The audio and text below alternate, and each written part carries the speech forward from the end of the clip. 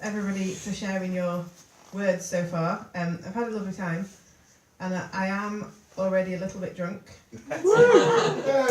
Hey. That's what happens if you invite a poet from Doncaster and put them on last. It was a collective decision, and now we're all going to have to deal with it. I'm going to do my best. So I don't know, I've never read here before, I don't know how it works, but I would suggest these poems are really short and they kind of link together. So I would suggest maybe I'll just do them and then clap at the end if you want to. You don't have to clap at the end, but if you feel compelled to, then maybe just save it for the end. Otherwise we'll be here all night because they're only short. I'm going to read just two little chunks of poems, and the first chunk is so this is a new book of poems that I wrote. It's called Boys, and there's poems in there about boys, sort of in the romantic sense, and there's poems in there about boys because I grew up in a house full of boys, and there's also just some poems about how sort of gender expectations come into play as we try and navigate this strange world that we live in. So I'm going to start a little bit. We'll start the first chunk with kind of romance. I use that in the loosest term. I kind of mean some poems about bad decisions that I've made throughout the course of my life. This first one's called TV Show. A book's in 2 parts. It's really short. It's very pretentious to break it into 2 parts when it's so short. But I just wanted to. So I did, because it's my fucking book. This is called TV Show, and it's just about watching TV when you're a kid and trying to work out what TV's telling you about men and women.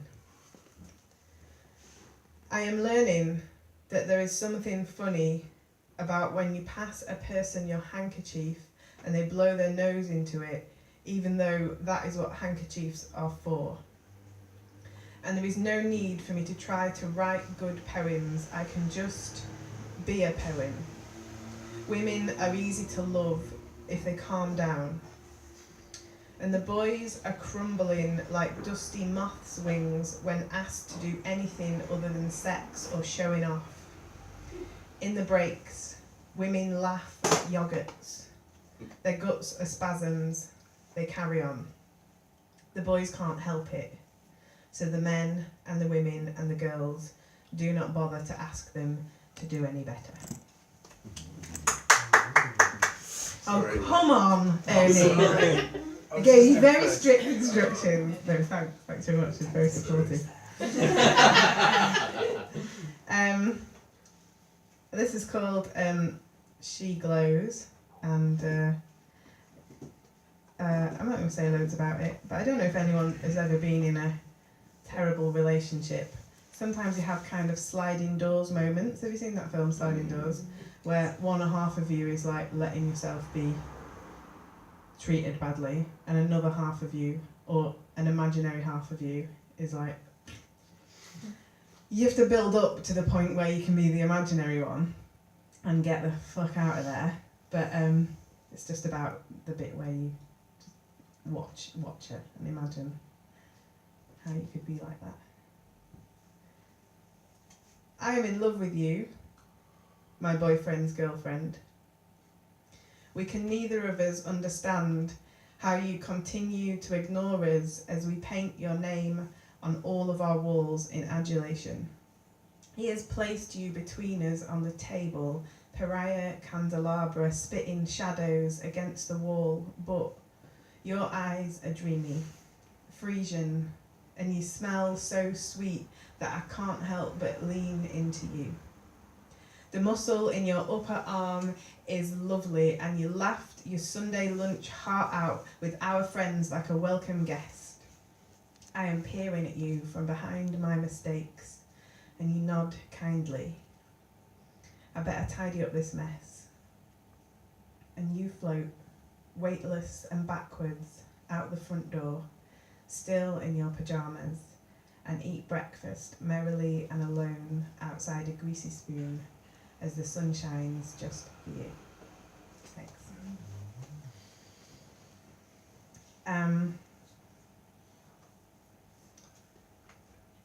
this is called Same Dress, and I wrote it about the place where I'm doing a gig tomorrow night in Bristol. It's a place called the Left Bank. But many years ago, before I went there to do lovely poetry things, I was just in there with a shit boy. And this is about that. It's called Same Dress. I'm wearing the same dress as the night that we met. The night we met, your eyes flicked the bias of my silhouette, clamped me in a gentle vice that said, you are meant to be here. You are right. And there is this peace in being restricted. Tonight, I am wearing the same dress. Your eyes scoop dust from every dim corner, searchlight stress the room. I am untethered like a party balloon. Home is an unknown. Sex is just a passport. And this is starting to bore me. Yes.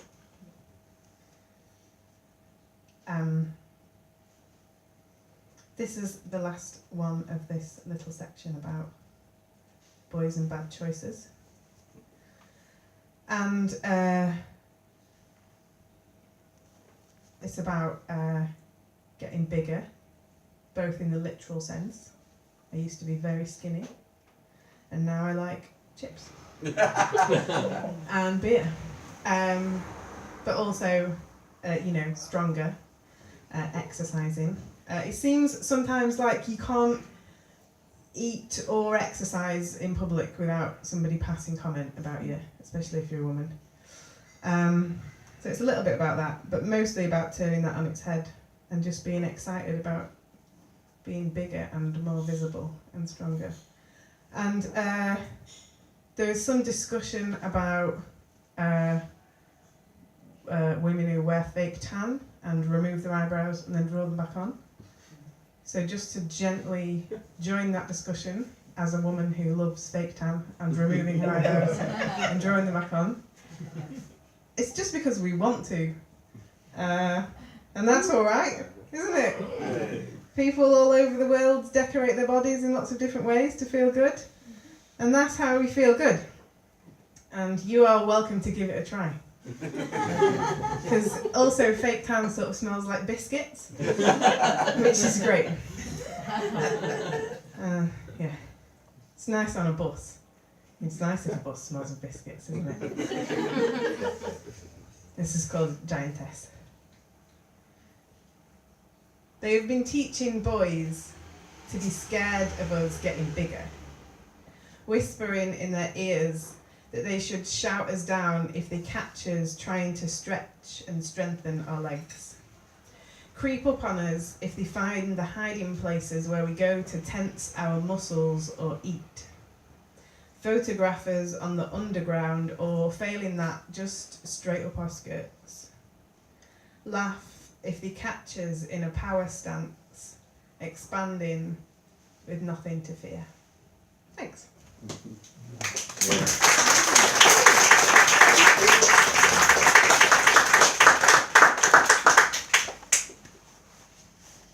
Cheers, guys.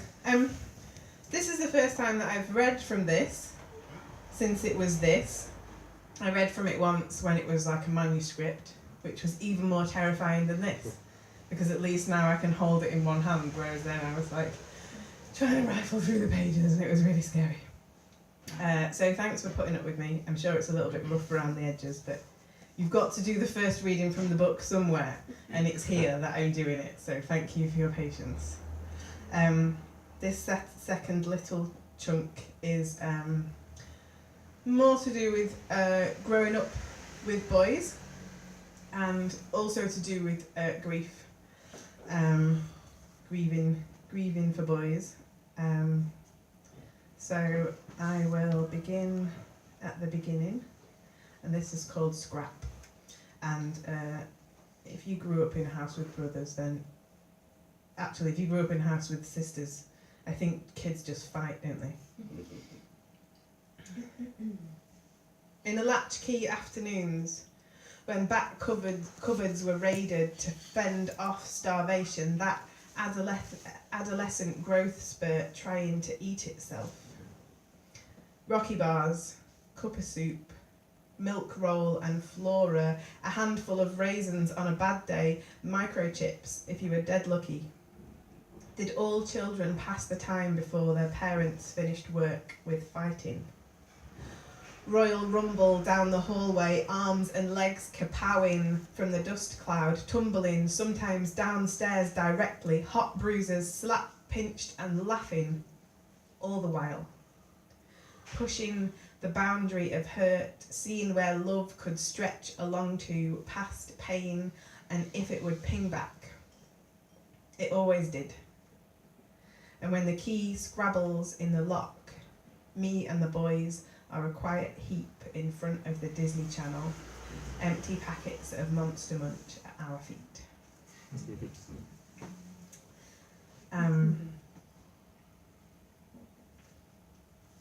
There's one at the beginning of the book called Cubs, which I'm not going to read, but this is called Cubs again.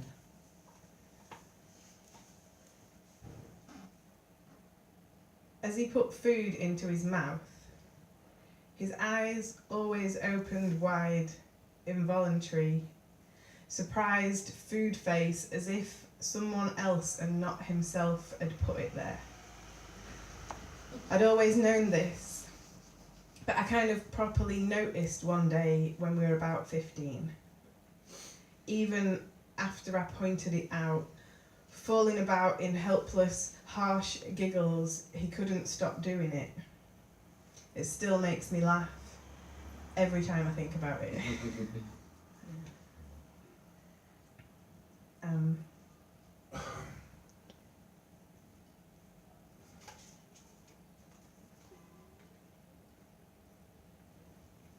This is called Missing. I had lost you on the way home from school, pushed and panicked across warm tarmac, searching. Apple blonde boys in soft cotton t-shirts and bright shorts all look the same. Fell flat from rushing and looking, knee skin scraped right back to white flesh. I watched the blood bead on the surface in a moment of calm before starting to wail. And you were home already. We were children. Blame was fluid and easy to fling. If I hadn't been looking for you, I wouldn't have stopped wandering off all the time. Why are you so fallen, useless, far away? One day, I will find you. I will be calm and unscarred as the tarmac. Stride over brightly, take you by the hand and say, this is the way home. Thanks. I'm going to read two more short ones. Has anybody seen that programme called House, starring Hugh Laurie? Yes. Well, it's on Netflix now, but before that I had it on DVD, and when I'm depressed, what I like to do is just watch it on a loop constantly, sort of all night. It's one of those things where you start doing it before you realise you're depressed, and then you're like, oh, it's series 3, I haven't been out of the house. You should probably call someone. It's called Kuttner Has Killed Himself Again. Approaching the anniversary of his death, I rerun, around and around old episodes of House starring Hugh Laurie. Pick up where I left off the year before, squint and smoke into it every night instead of sleep. Screen, gloams and nightlight over the duvet. Ceiling bows in a yellow licked lumen, bending my resolve about tomorrow, hope's cataract. The doctors are bold and gorgeous and attentive, gobbling strings of full-bodied syllables, hepatic, encephalopathy, arrhythmia, and oh, the comfort of a neat solution 10 minutes before the credits roll. Life and death are packaged. Easy goods. Almost always. I skip those episodes in season 5 where Kuttner has killed himself again and nobody knows why. Thanks.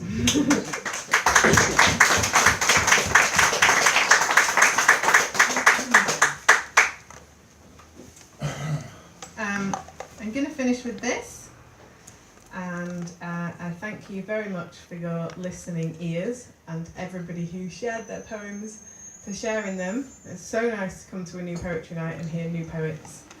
I've had a really lovely time, and apologies that I'm a little bit drunk and a little bit new to this book. You've been very kind and patient.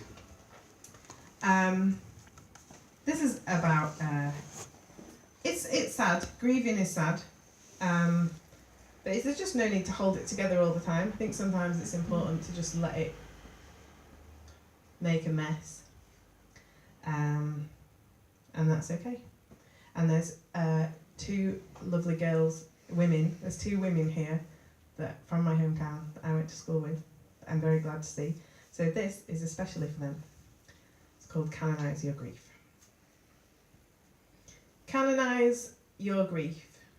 Give it hot tears, blood risen purple and bold, high drama in the veins and church organ wings. When you are hijacked from the car stereo, let it be a wonderful surprise.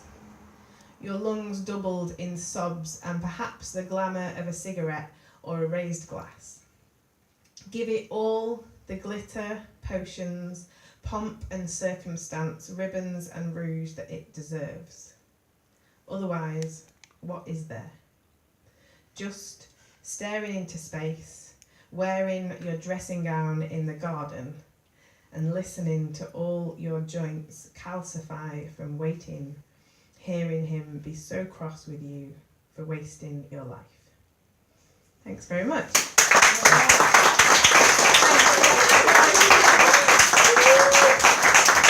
Sally J.